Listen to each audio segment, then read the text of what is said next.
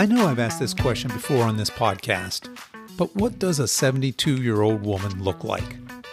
What is she capable of? What are her limitations? Many of us have preconceived notions of what a 72-year-old could or could not do. When we conjure up images of 72-year-olds, we might think of a bespeckled, grandmotherly woman in a rocking chair with her knitting on her lap. Certainly, we wouldn't imagine this woman fighting. I mean, like really, actually, physically fighting another person. Would we? Hello and welcome to the Over 50 Health and Wellness Podcast. I'm your host, Kevin English. I'm a certified personal trainer and nutritionist, and I'm passionate about educating and inspiring you to become the strongest, healthiest version of yourself. My guest this week is Elaine Beiersdoerfer. Elaine is a 72-year-old grandmother of 7 who regularly practices and competes in Judo and JiuJitsu. She's 4'11" and weighs in at just over 100 pounds, and to call her spunky would fall woefully short. Elaine grew up as a tomboy, and her lifelong passion was, and is, horses. I learned to ride when I was about 2 years old. My dad put me on a horse with him, and I rode with him till I was about 4, and then they put me on my own horse, and then on, I was horse crazy. But I didn't get my own horse till I was 30 years old. We actually moved out on a farm because my daughters both had horses, and I had a horse, and it was expensive boarding them. So we decided we'd just move out on a farm and bring our horses with us. And we've been on a farm with horses ever since. I'm a trail rider. And, we'll go out for 3, 4, 5 hours at a time, sometimes all day, pack a lunch. I travel with my horse around the southeastern United States and sleep in the camper, in the trailer, and just ride the trails around the country. It's fun. I've done some competitive trail riding, which is more or less riding 4 or 5 hours in one day and then turning around and riding 4 or 5 hours the next with a stop in between to do whatever the judges happen to want you and your horse to do. But my horse is really too big for that. It's hard to cool him off on those rides. So I haven't done any competitive trail riding in a few years. Okay, gotcha. What kind of horses do you have? I have a Missouri Foxtrotter myself. I put him on Instagram. He's a big old boy, 16 hands. I'm 4'11", so hard getting a saddle. I bet. Yeah, that's a lot of horse. And it sounds like you've been around horses all your life. You're passionate about horses. So I think it's fair to say that that's anybody who's been around horses and done a lot of riding would be able to relate to the fact that will keep you conditioned and in shape. Is that fair? Oh, absolutely. By the time you muck stalls and throw hay and fill water buckets and just do the things you have to do for a horse, even before you get on the horse, that's a lot of work.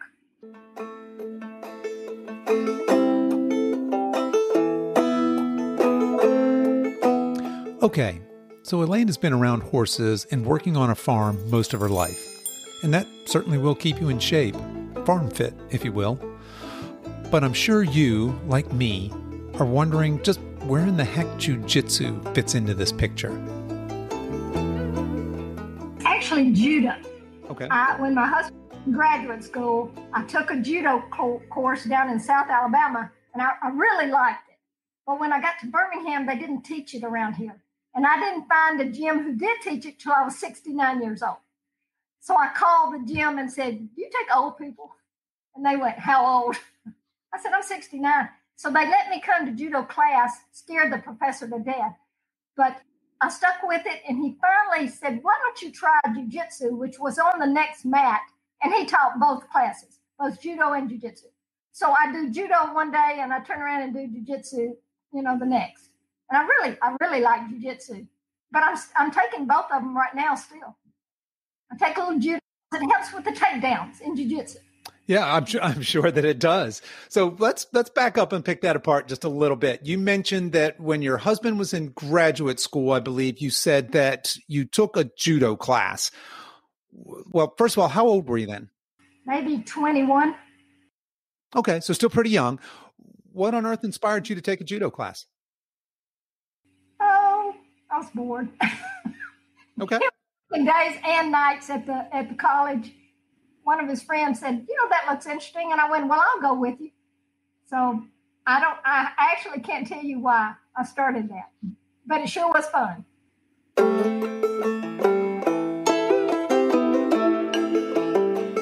So at 21 years of age, Elaine takes a judo class with a friend, almost on a lark because it sounded fun. But it will be nearly 50 years before she takes up martial arts again at age 69. I asked her why at age 69 she decided that she wanted to get back into martial arts. You know, I worked for an animal rescue, and we were at PetSmart doing an event, and somebody walked in a gi. And I said, do you do martial arts? And she said, I do Jiu-Jitsu. And I said, well, I like judo myself, because that's the only thing I've ever taken. And she said, well, they teach judo also. And my ears just went, really? So I don't know. I called the gym and asked if I could come. All right. So you called the gym, and I guess you said, like you said earlier, do you take old people? And maybe after a pause, when you told them how old, they said, sure, come on in, right? Yeah. And is it safe to say you're the oldest person in your gym? Yes, by far. What kind of reception did you get when you walked in? In judo class, I was surrounded by either teenage boys that were 13 and 14 or guys that looked like they played for the NFL. I was the only girl, and certainly by 40 years, the oldest. So I didn't exactly know how this class was going to go, but I didn't want them to think I was a wuss, so I hung in, even though it was really hard. The warm-ups were really hard. They don't get a whole lot easier, quite frankly. No, I would imagine not. All right. So you go in, and what is your headspace like when you're in there? Are you intimidated? Are you nervous? Or are you just in there and saying, okay, throw it at me? What have you got? That's pretty much what I did. I am not a nervous person. I didn't feel intimidated. I was ready to go and do it. And the teenage boys especially were really nice. And they've become good friends over the years because they do jiu-jitsu also. So they've been great for me. Now, the professor kept saying, don't throw her. And I'm going, I'll be fine. But it took him a week or two before he finally said, well, you can throw her, but you have to throw her easy. He didn't want anybody slamming me on a mat. Judo's, it's a rough sport. Yes, it is. Yeah, no, it most certainly is. And what was your conditioning like at age 69 as you're walking into this? Would you consider yourself to be in shape? I thought I was, till I started that warm up and they ran around and round and round, and I went, whoa, no, I'm not. I was panting pretty hard during those classes. I really was. But hey, after 3 years, I'm doing pretty good. And for our listeners that aren't familiar with judo and jiu-jitsu, let's start with, you had mentioned the warm-ups and the conditioning piece. What does that look like? What types of things are you doing? You mentioned running around, but what would be involved in that warm-up conditioning type work you were just talking about? Well, my jiu-jitsu professor at the moment normally runs us 4, 5, 6 minutes round and round and round that gym until we're exhausted. And then we stop and do 40 jumping jacks, 40 squats, 20 push-ups. Then we're on our back doing all those crunches, 80,000 crunches they do. And that's before they even start the class. And then they end the class, you roll in with somebody, and then you're really tired. Okay, so, and you said something that I want to kind of make sure that we define here. You mentioned rolling. So to be sure, not everybody listening to this podcast is going to be aware of what judo or jiu-jitsu is. Why don't you just at a very high level tell us what those two things are, and then maybe we'll kind of talk a little bit about what rolling is. Okay. In judo, you're mostly standing up, and your goal is to throw your opponent on his back. Once he's down, it's over. It can take 2 minutes or 2 seconds. If you can throw him fast enough, you're done. In jiu-jitsu, it's more wrestling. You're going to get them on the ground, and then you're going to wrestle for however long it is, unless he arm bars you, chokes you, or squishes you in the mat, and you tap, and you say, I'm done. But those are the two different ones. Okay. And you're doing both now. Is that correct? Still currently? I am. Yes. That's fantastic. And you had mentioned when you tap, and so that's a submissive move, right? So if you're in a position where you feel like you can't get out, or you feel pain or injury is imminent, you just tap and your opponent releases, and that's how that match ends, right? And you don't tap if you can't get out. You tap if they're fixing to break your arm or they've choked off your air and you can't breathe. Or they've done a blood choke and you're fixing to pass out. That you would tap for any of those.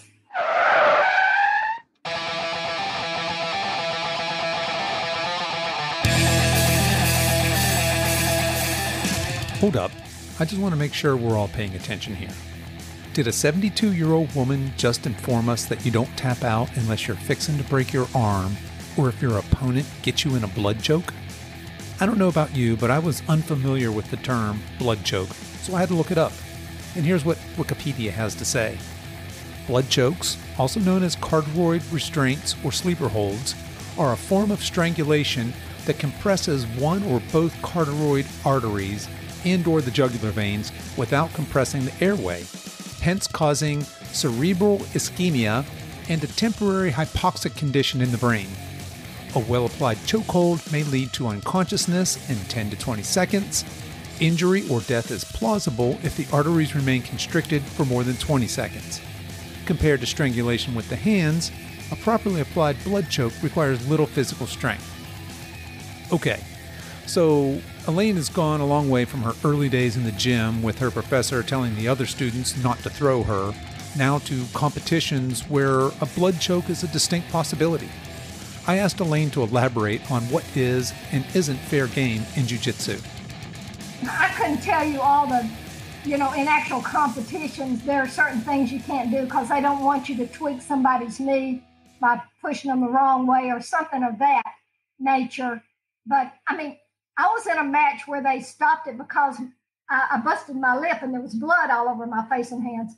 And they stopped it to wipe me off, but then we started back, And I also have had one match stop. The referee stopped it because he said the girl was fixing to break my arm and I'm too hard-headed to tap.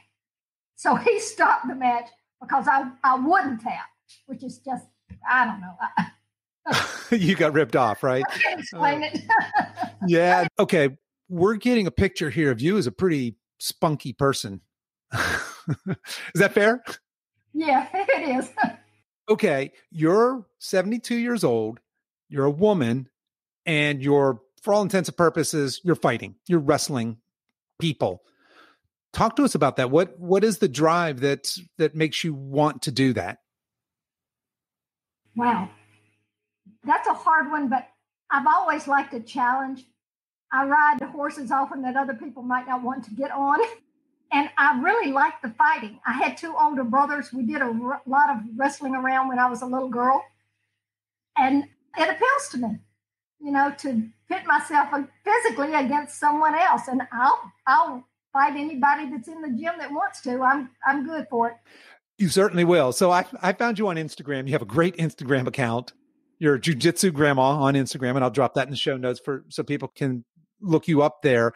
But most of your posts are you actually rolling or wrestling, fighting, however you want to call that, with opponents, and some of them are huge, and some are male, some are female. So talk a little bit about that, because I believe that both judo and jiu-jitsu would be weight class sports, right? But in your class, how are you typically matched up and wrestling?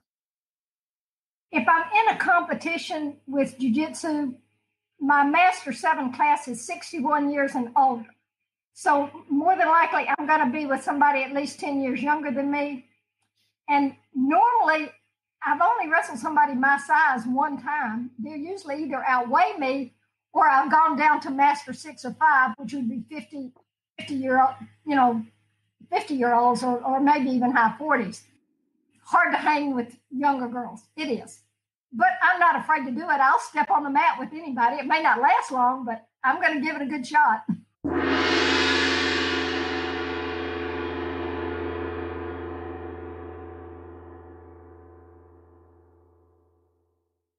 I absolutely love Elaine's attitude. Earlier in the episode, I referred to her as spunky, but I'm not sure that word does her justice. I asked Elaine about her competition accomplishments. I'm not sure there are too many accomplishments, but I went to Master Worlds the first time. I had just gotten my blue belt. I won one, I lost one, and I tied two. So I was happy with that. That's the only match I've ever won. After that, I've been fighting pretty much younger girls.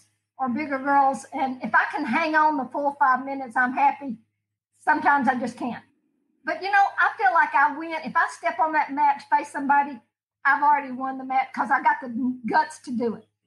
You know what I'm saying? 100%. That is beautifully spoken. I agree with you wholeheartedly. Yes, you have already won the second you step on that mat. So speaking of that kind of brings me to my next topic, which is mindset. Talk to us a little bit about, I think we get an idea of your personality is coming through here, but talk to us about the mental side of jiu-jitsu and just martial arts in general. I really like the fighting. I'm not afraid of people. I never go into a fight being afraid or get afraid, regardless of what happens. But personality-wise, I'm a very easygoing person, very easygoing, up until I start, fighting somebody. Then I'm all in. But, you do have to have a certain mindset and like that physical fighting and people up close and personal. There's no social distancing in jiu-jitsu. It's you're up close with everybody. So most of my friends would not do that. They don't want that kind of physical work. I think you're right. I think a lot of your peers probably would not like that, right?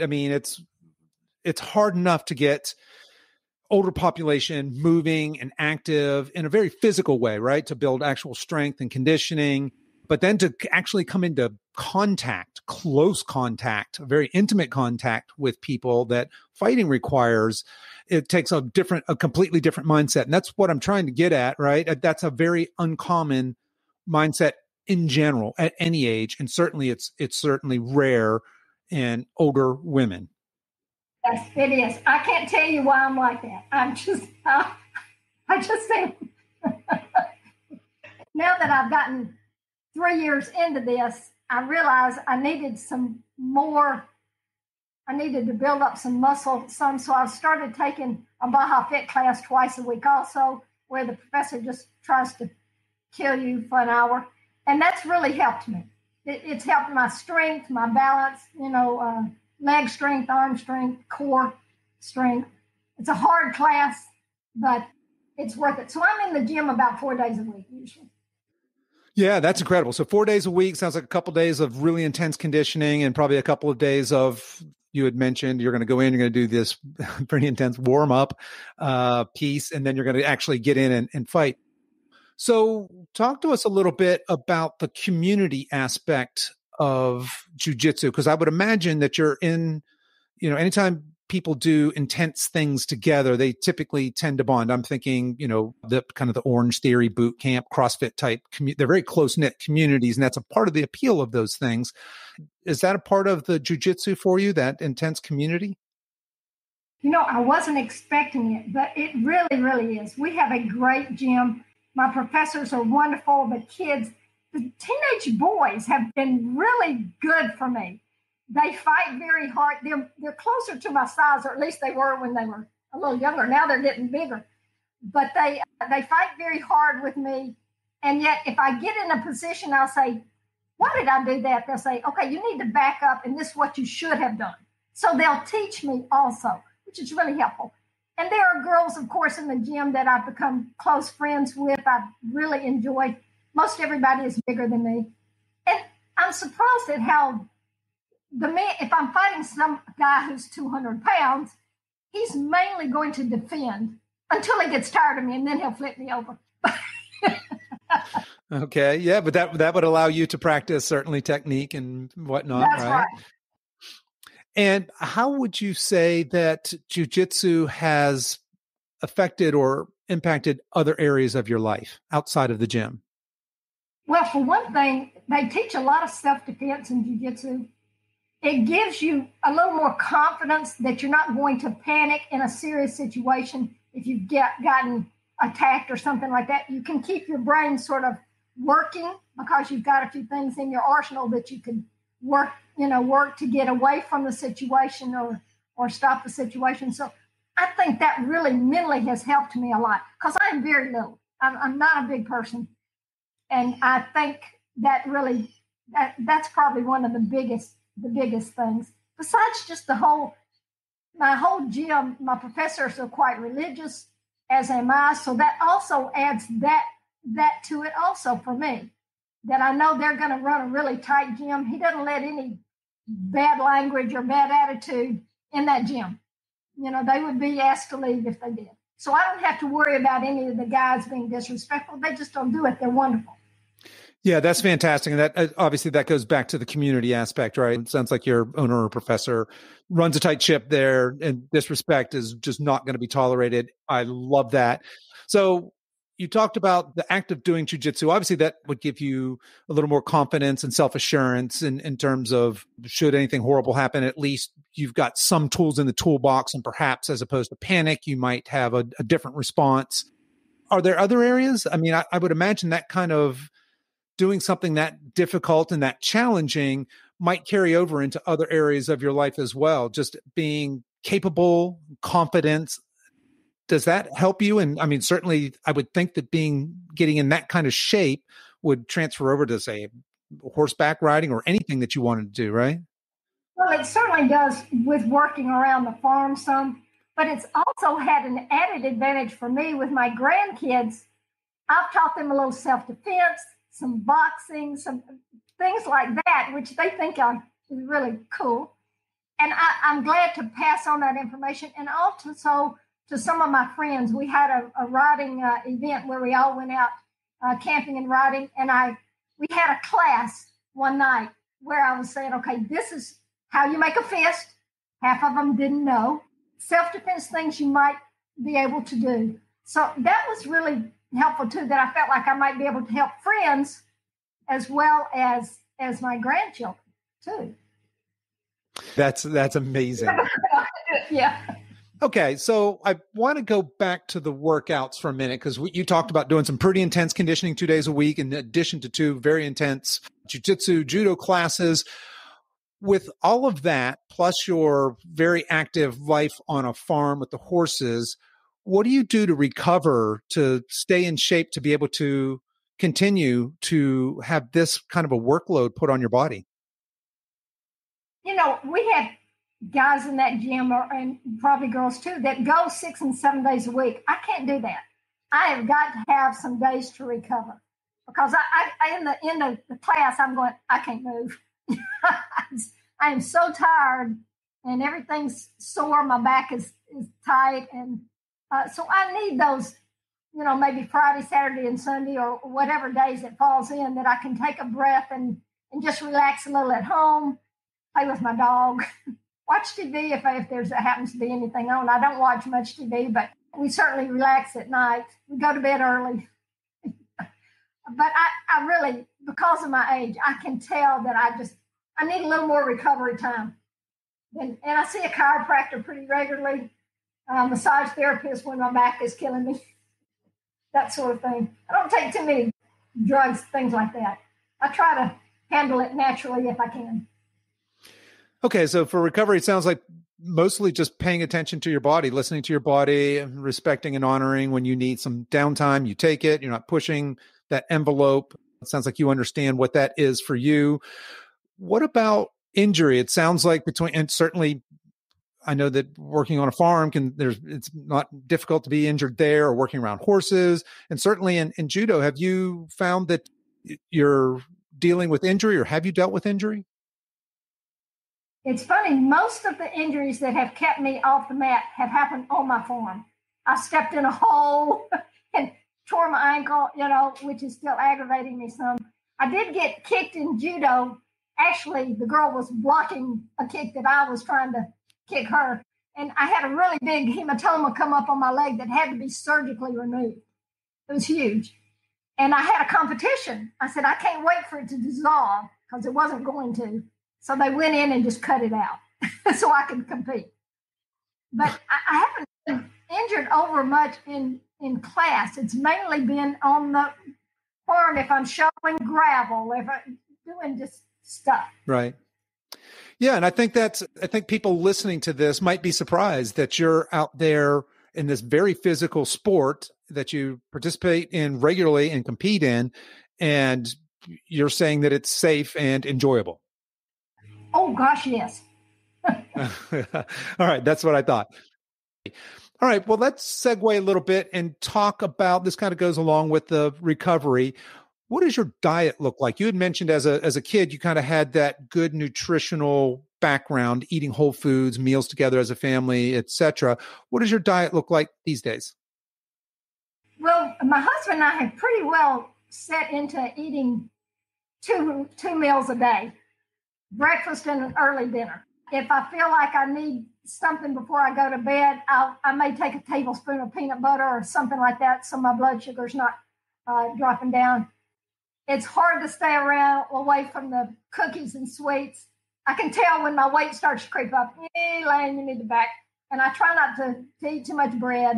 I stay away from the breads, carbs if I can, because that definitely puts on weight at my age. Even as much activity as I get, I would like to be a few pounds lighter than I am, but So what I hear there is you're kind of eating what you want. Is that fair? And just kind of, again, paying attention to your body and eating as much as you need, but not more? I follow a sort of a keto diet of sorts just because I like the vegetables and meats. Salads, we always eat salads at night and try to avoid breads and sweets, which is more or less what keto is. And it certainly helps me maintain a halfway decent weight. Yeah. So what I hear in there is healthy whole foods, right? Meat and vegetables. That's certainly can't go wrong there. Avoid some of that processed carbs. That's, the sugar, the bread. That's not going to help at all. I take amino acids and, fish oils and varying things like that help also. Okay. Vitamin C. Any protein supplements? Are you doing like whey or any kind of protein shakes? No, I probably eat a good bit of protein. Okay. I like meat. Yeah. Okay. Fair enough. Yeah. So you're getting that through your diet, which is obviously the best way to get your nutrients is through whole foods as opposed to supplements. So that's fantastic. Well, Elaine, let's see. So you've been fighting for 3 years, and while my audience can't see you, I can see you. You're lit up. You're vibrant. You're obviously very passionate about this. How long are you going to keep fighting? As long as I can. Absolutely, as long. My professor said I should have my black belt by the time I'm 80, and I'm thinking, I don't know if I'll make it there, but I'm going to try. I don't want to give up easy. I like it too much. I'm having too much fun. It is fun, even when I'm tired and sore and discouraged because I'm not learning as much as I'd like to. It's still fun. It's fun. It's a good reason to get up and go to the gym. Yeah, absolutely. So what keeps you motivated to go in and do this, what people from the outside would consider very hard work, something very difficult? I don't quite know how to answer that. I don't want to give up, for one thing. I'm one of those people that I just don't want to say that I quit. I just can't quit. My professor would be disappointed, my friends up there. I can't do that. It's just part of my personality, I guess. The challenge is still there, and it's quite a challenge. It's good for my brain, too, because there's so many things you have to learn, and I want to stay healthy in my brain as well as from the neck down, from the neck up also. And I think that jiu-jitsu really, you have to learn a lot of stuff, remember a lot of stuff, and that's really good mentally for me. So that's another reason staying healthy and active is important for me. I agree 100%. Yes, staying healthy and active is absolutely vital for all of us as we age. You had mentioned the kind of the mental side of that and the mental acuity and staying sharp. Pick that apart a little bit. What you had mentioned that you're learning new things, but what is keeping you mentally engaged in jiu-jitsu for folks who might think that, well, that's just wrestling, right? What sort of mental activity is going on there? Talk to us a little bit about that mental side of jiu-jitsu. Every class, they teach 3 or 4 different moves. They're either offensive or defensive. And when you're fighting in jiu-jitsu, you're doing both. You have to be on an offense and a defense too. You got to attack as well as defend. That's a lot of thinking. It's like a chess game. I'm not real good at chess, but I'm getting better at it, so I can think a little bit ahead as to what I need to do, and I'm not just trying to survive, which is a lot of me. Yeah, no, I think that might surprise some people that there is, and I've heard that analogy that martial arts has got it's like a physical game of chess, that you're both attacking and defending, and you're in a very fluid situation, right? No two fights are going to be the same. No two opponents are going to, even if they have a similar style, certainly the fighting is going to be different every time. So yeah, that's interesting. And what's next for you? What's on the horizon? Do you have competitions coming up? Well, I hope that I can get back to the Pan American Games and the World Games. It depends on where they are. If they're out in California, I probably won't be able to fly. I haven't taken any shots. I have an EpiPen because I'm allergic to some bees and things like that. And they said if you have an EpiPen, you probably shouldn't take any of the COVID shots. So I have no idea how this is going to run. We'd probably have to drive. And so far, they've been down in Florida, so that's okay. I can drive down there. I live in Alabama, so I just don't want to go all the way out to California in a car with my husband. I'd shoot him. Yeah, it's like a road trip. Or he'd shoot me. All right, but it's fair to say that you want to compete. And you want to compete on a national level, right? Sure. I signed up for both a New Orleans and a Memphis competition, but there was nobody in my class or even the class below or the class below. So I had to drop out because there was nobody there for me to fight, which was very disappointing because that's pretty close to my home. And I would like to have gone and competed, but I just didn't get a chance to. I've got to encourage these girls to hang in there.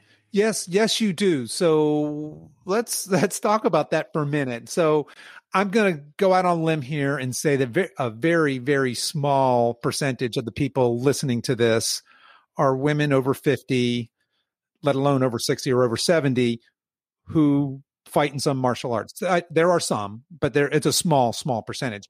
What would you say to somebody listening to this? And let's just say it's a woman and she's maybe in her 60s and she's listening to this, and there's just something in there that's pulling her or calling to her. What advice would you have for somebody to get started? In my gym, and I don't know if other gyms do this, but they give you a week free. So you can come and try it out for as many days as you want in that week. And I think that's really quite a draw, because then if you go once or twice and go, this just isn't for me, okay. But then you might go and go, this is actually fun. And it does depend on the gym too. I mean, I do have a really, really good gym, but I think a lot of the Baja Fit, Gracie Baja gyms are really good around the country. So they just need to give it a try. Just try it. And they might like it. Just try it. Yeah. And what advice would you have for somebody who says, yeah, but I'm really apprehensive or nervous about that kind of physical contact? How would you help somebody get over that hurdle? So, well, yeah, that sounds, in theory, that sounds great, but I'm really nervous about grappling with another human being. I found if there are people in the gym who that's the least favorite part of the class is the actual grappling at the end, they probably are not going to stay with it. You got to love that, quite frankly. You got to love it, or else that's not going to be something you're going to stay with, because that's really what it's about. It's actually fighting, and if you find that is just too nerve-wracking for you, why would you do something that's not comfortable? Do you know what I say? I do, but I'm still marveling at the fact that you just walked into a gym without a care in the world and said, I want to do this. I want to fight. You're 20, 30, 40 years older than the next oldest person. And you just said, bring it on. I want to wrestle somebody. So that's something that's innate and just in you. And so as you're speaking to people, because what I'm trying to think of is how, this could be an avenue for somebody it could be a springboard for them to being much more active and engaging in a community and enjoying themselves. But to your point, it sounds like it's not for everybody, right? You're not trying to convince everybody, because frankly, that's just not going to appeal to everybody. But if it's something you think, if you just have an idea that maybe that might be cool, go do a free week. Is that right? what I want them to think of is that you're not too old. You're not too old. It's not too late. You need to give it a try. If you think you'll like it, because I get a lot of feedback from people who are in their 40s or older and say, I thought I was too old till I saw you do it. Then I decided, well, maybe I'm not too old. So that really is probably the biggest message. It's not too late. It's never too late to try something new. You're not too old and it's never too late. Yeah, that's fantastic. Absolutely love that. All right. And I'm just laughing because I love that message. And clearly you're living that, right? You're the living embodiment of it's not too old and it's never too late. You're really enjoying this, what I would consider an unusual sport for a 72-year-old woman. It just is. But you're out there, you're kicking ass, you're enjoying life. I love it. All right. So Elaine, where would you like people to connect with you? What's the best way? Is Instagram the best? Instagram would be the best. It would, because I put a lot of my stuff, both some horses and mainly my jiu-jitsu stuff is on, and judo is on Instagram. So I didn't know what Instagram was. My professor told me to get an Instagram account, and I went, what is that? So I went to my granddaughter, and she set it up for me, and she named me Jiu-Jitsu Grandma. So that's how it started with my granddaughter naming me, and now a lot of people know it. A lot of people know it. Yeah. So talk a little bit about the rise of the success you've had, because you've got a lot of followers. I mean, you are making an impact. People are paying attention to this. Talk a little bit about the rise of that account. I mean, when you started, obviously you had 0 followers and you had to kind of figure out how to post and what all that was. Talk about that rise up until now. You know, it really started kicking in when I got to the World Masters. And I think that really started, I had 1,000 followers, you know, in a week because of the World Masters, and they're looking at this little white-headed girl and going, whoa, what is she doing?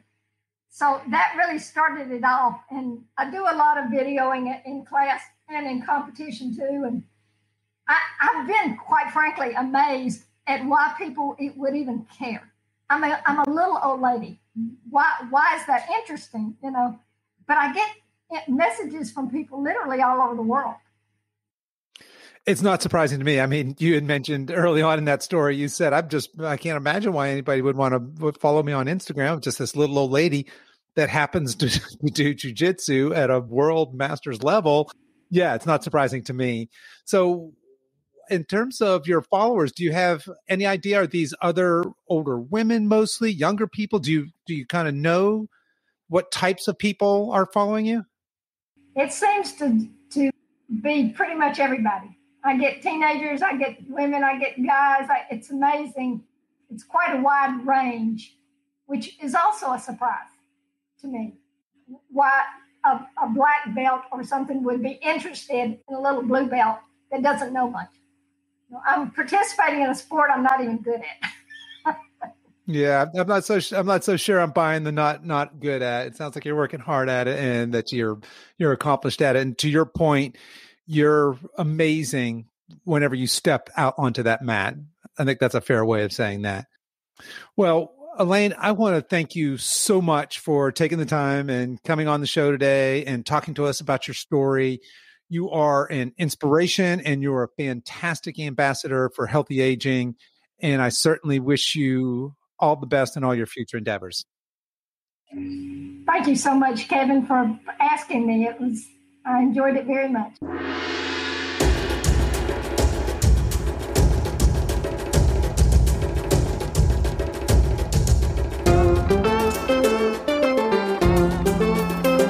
Well, that's all for today's show. Thanks so much for listening. And if you enjoyed this episode, please consider sharing it with a friend. And please consider giving me a review wherever you listen to podcasts. Until next week, stay strong.